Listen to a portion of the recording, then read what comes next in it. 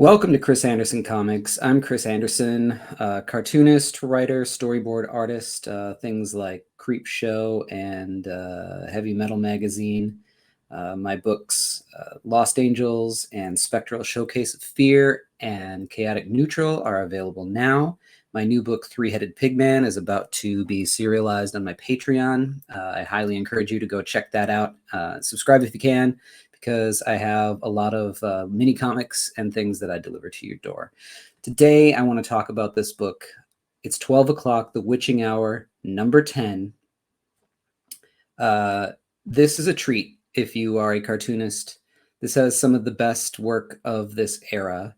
This is back when DC was sort of trying to launch a line of things that sort of echoed the EC line that was, crushed by the trials in the 50s, and the 70s came around and everything that was old is new again, and they were trying to abide by the code but tell these sort of horror anthologies.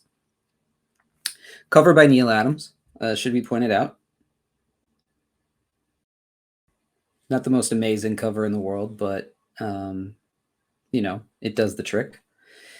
But the real treat is when you get inside. So 12 o'clock, The Witching Hour, at least the first several issues, the connecting stories were drawn by Alex Toth. And you'll see here, you'll notice right off the bat, it says Alex Toth and Wild Bill. So I wasn't sure who Wild Bill was. I had to try to figure this out. So I contacted Paul Fricke, who has another YouTube channel that you definitely should all check out called Alex Toth In Depth. He got a hold of, he didn't know who Wild Bill was. Toth really generally didn't have an inker. And he got a hold of James Romberger, who said that Wild Bill is Bill Draut, who worked for Simon and Kirby in the 50s and then came over to DC and did some work over there. I was clued in because Alex Toth generally, when he inks, has this sort of dead line style, which just means that it doesn't have a lot of line weight, or change to the weight of the line, the thickness of the line. It doesn't start thin and go thick and then end thin. It's just all one single width. There's a little bit of that going on, but as you go on, you can kind of see that Bill Draut was inking in a different style over Toth's pencils. And it starts out with this really great image of these two witches. Now, the premise of this book is there's these three witch sisters. One of them is sort of a hip witch that is like, the swinging early 70s. I think this is, what is this? 1970. So, this just coming off the 60s. This swinging young witch, and the other two are these sort of old crones. I'm sure that there's more to these two than just, a pair of old crones. I'm sure there's a difference really between them, but I haven't read enough of these to really understand what. But anyway, there's also this character, this like Frankenstein's monster sort of character who rings the bell when it's 12 o'clock, and they tell each other, they try to outdo each other and tell each other these stories. You never see his face. Such a cool character. He's mostly always in shadow. And then you see he frames the two witches with this lantern that he has, where he's half in shadow. You can just kind of tell his other side by, this window frame. Brilliant, brilliant stuff. And then she says, this is absolutely the last straw, Mildred. That awful Cynthia doesn't know it's our witching hour. There you are, you mixed up, maddening Maud messer-upper. We're late because of you. Why, sisters, I can't say this is a pleasant surprise, but do come in. I was just boning up for our little old tale fest. You silly sci-fi loving stinker. So, they don't really love her. But again, look at this panel that he drew and the way that she's stretched across it. And you can't see this sort of monster guy's face. He's always blocked out. And between her legs and this bookshelf, you see the other two witches. Just, ugh. So good. And then, don't try to be hospitable with me, you wench. Just look at what you did with my prize broomstick, ruined, and my beautiful cauldron destroyed. Cool it, you two. There's a logical, reasonable none of your modern scientific tripe. I'm going to turn you into a wart toad for this, and then I'll take my evil turn fixing you. Not so heavy. You're forgetting that it's kablong, bong, bong, the witching hour. So, 12 o'clock. It's time for them to tell their tales. So she's going to go first. Drat, she's right. We'll get you later. Eep, what's happening to our castle? Ah, my spell, that's what. I'm taking you on a little journey to answer your query about your ruined goodies. In a little tale of whimsy I call A Warp in Time Loses Everything.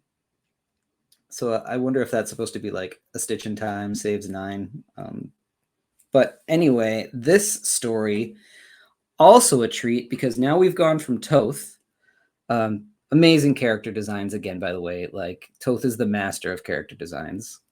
Look at this panel, just the outlines and the way that the color is handled. I just love it. It's so of its time. And speaking of its time, now we're going to go over to this story by Gray Marrow, who I think is not talked about enough. There's tomes and tomes of books talking about Toth, and rightly so. I mean, he was a master.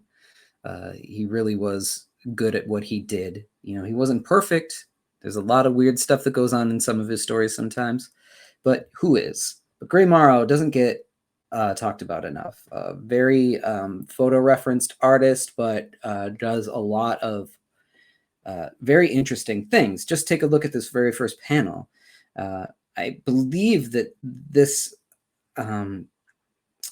sort of wavy color was indicated by him, just based on other things that you'll see later in the story. But he throws in these like just sort of shapes and circles and things to indicate that we're going through this psychedelic time warp. It really looks like a oil light show from the Fillmore or something going on. And so she's gonna tell her story, drop it in on this guy who's sort of freaking out, and she can sort of tell the story from here. Just beautiful illustration, like the profile of this face, and this face here, the way the character with just the sort of chin. She's almost got like a chimp mouth, and Toth kind of made her that way too.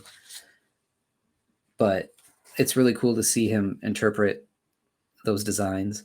And what you have is this, psychiatrist here who has cracked, and he's got these orderlies taking him into this place, or taking him in to see another psychiatrist who says, 30 days of observation, a strict formality. After that, he'll be committed. He's freaking out. Look at that face. Oh my God, it's beautiful. So interested sisters, stick around. There's something mind-blowing happening to this club of psychiatrists. So he leaves his office, and goes to the street, and his hand sort of starts to disappear. And as it does, look at this. Gray has taken screen tones and sort of made this effect to make it look like he is, reaching through the page into this void of circles, or and I love the foreground element of the three witches watching. They're in this green color, so he can't see them. They're standing there watching, and I love, just look at the panel here, how she's wrapped her hand around and is holding on to it. Breaking panel borders didn't happen all too often in 1970, and it's used to, I think, really great effect here, especially leading from to here and then back down to here. So he's getting freaky and psychedelic here. Just great line work. All this splatter work here that he does. And, I take it this is probably a tool brush, but he probably laid down some sort of tape or something and peeled it off to get these cool lines here, and probably some white media to do these spots. I'd love to see this page in person just to see what it looks like. And then this sort of stretched train. Now it looks like it was probably light boxed just because, and I only say that because of the way that it stretches just so perfectly and the way that it warps. Probably fed it through like a Xerox machine or something and pulled it and stretched it. I'm not sure how he would have handled that in 1970. Fascinating though. And then, obviously he uses a quill, it looks like, to do his inking.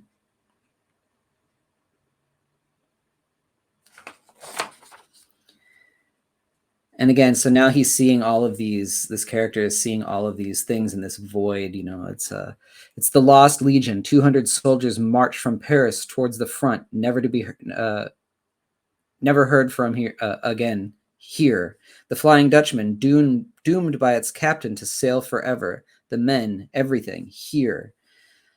Oh, Harry Felder, my roommate at college, jumped from the bell tower. We never found his body. Here. What? It can't be. The China clipper that disappeared on the flight to South America. My own father is on that airplane. Here. What is happening? My God, Marie, my daughter. I've tried to forget, but please let her out. It's no use. Me, Marie, everyone, we're all caught forever in unreal, but it's real. Why me? Like, just look at the handling of this lettering too. I just love it. And then how he drew this face once and then probably light boxed it, to have it sort of fade and have like a, this like how they did in photography and like overlaying, double exposing things. Just really cool effect. Use of screen tones to make the grays and things here. Just all this weird imagery going on. And by the way, this guy knows a lot about history. And this guy has a lot of weird stuff happening to people around him. So if you run into him on the street, go the other way, I would say, because this guy's got bad luck. So he starts running through, just look at the use of trying to like disorient you with these panels that just sort of, twist each way. And again, he's got these, consecutive circles in black, and then went over them with lines, like hatching, and then went over that again with white. Just great textures everywhere. And just the expressions and everything. He's just such a great artist. And then it looks like he runs into like Father Time or something. This guy's got like a shepherd's hook. I don't know if it's supposed to be God, what it is, but he finally like breaks out of it. And what, like he has the shepherd's hook with him. And so they bring him in to talk to this other psychiatrist. It says, uncanny. My old colleague, Bernard Anks, completely off his trolley. Where could he have bought this staff? Looks quite real. And then he goes to open the door. And again, these just really cool sort of like psychedelic designs. Great, textured screen tones that aren't just regular dots. All sorts of really just cool stuff. Again, there's lots of really cool tones in here that I'm probably not capturing on the screen well enough. And then when we go back to Toth, and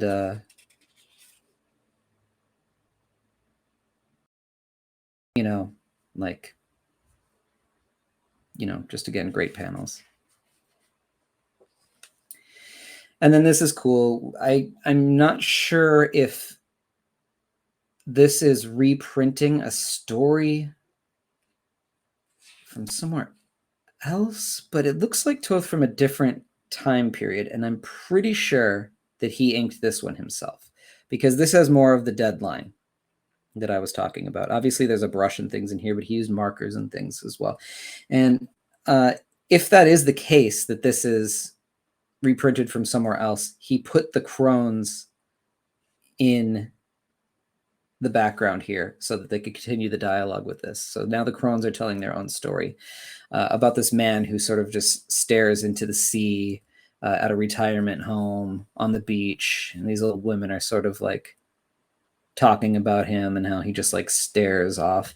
And then they flash back to the past where he was sort of well, this guy was a dick.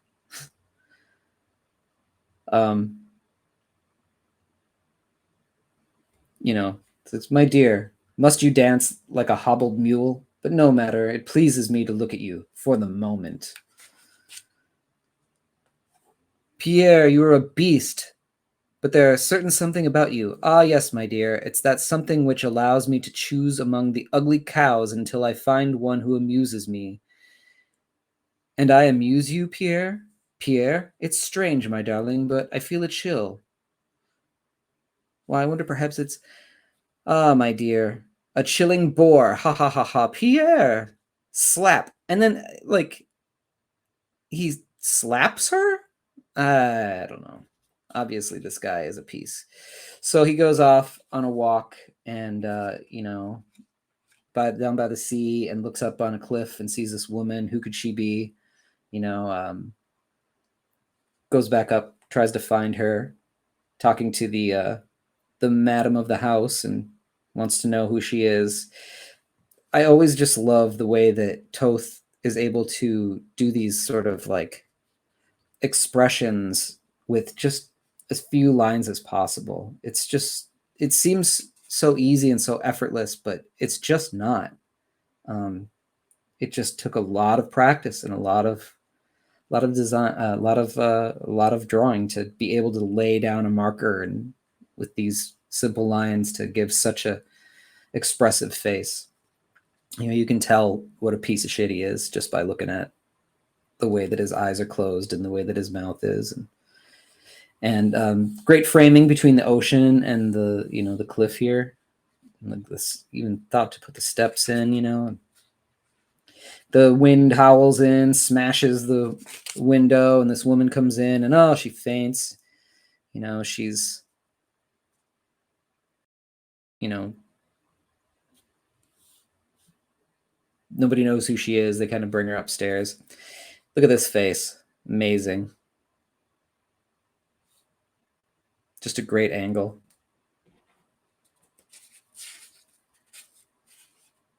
He goes up and finds this woman.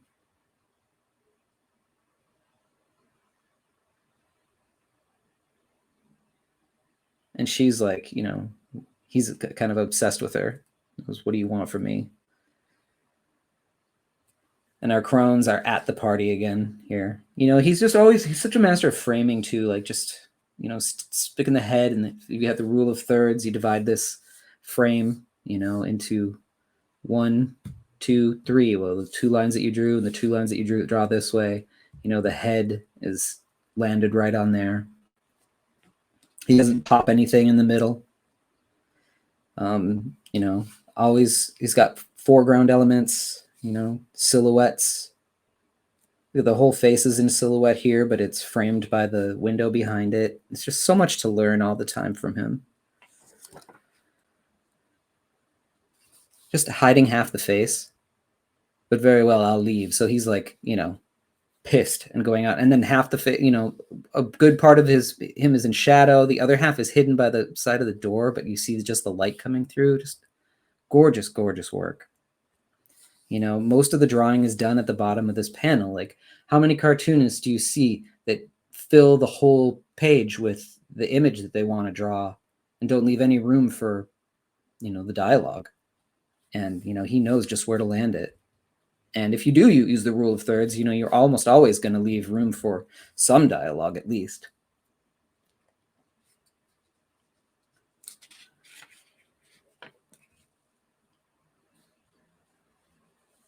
So he goes out and he's trying to find this girl, you know.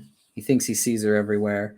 She goes to the edge of this cliff, and he's like obsessed with her at this point, and she, you know, backs.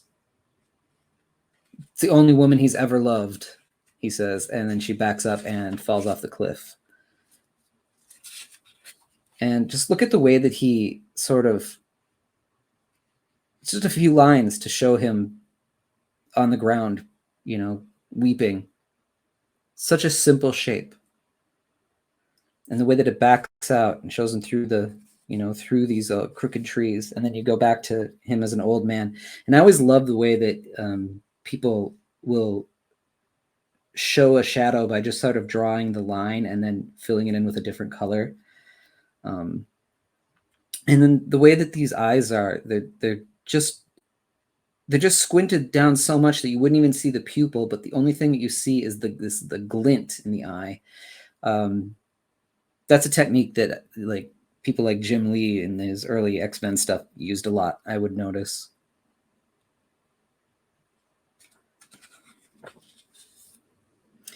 And so this guy sort of is, you know, always watching the sea, and then one day he just sort of disappears. It's not the greatest story, but, you know, drawn so well. I mean, look at these guys' faces. Look at this. It looks like something out of like 101 Dalmatians or something. It's the design of the face. Captured so well in so few lines. Look at that one. It's just as simple a face as you can draw. But you try to do it. And for whatever reason, you know, we go back to Toth now, you know, inked by Bill Draut again. So you can see the difference a little bit if you really examine the two pages from this marker, you know, line. I mean, it's not totally dead, but, you know, definitely here with these brush strokes, starts out thin, thick, thin. Very different. And she turns the witches into babies. And that's the issue. I mean, this isn't a book that I got when I was young. This is a pretty recent find, but it held a lot of knowledge in it for me. And I just wanted to share it with you. So, you know, it's 12 o'clock, the witching hour, issue number 10. Go out and find it. Check it out. Join my Patreon to see my work before anyone else. Plus, score physical sketchbooks, mini comics, and commissions delivered right to your door. And reading my new books, Something Seems Off and Three-Headed Pigman, as they are made. Go to my website to order original art, commissions, and my books, Lost Angels, Spectral: A Showcase of Fear, Chaotic Neutral, and more. Gray Matter Drip, The Art of Chris Anderson, is available now from Cosmic Lion Productions. Here are the upcoming conventions I'll be at the time of this recording. And don't forget to like, follow, and subscribe. It helps spread the word. Thanks.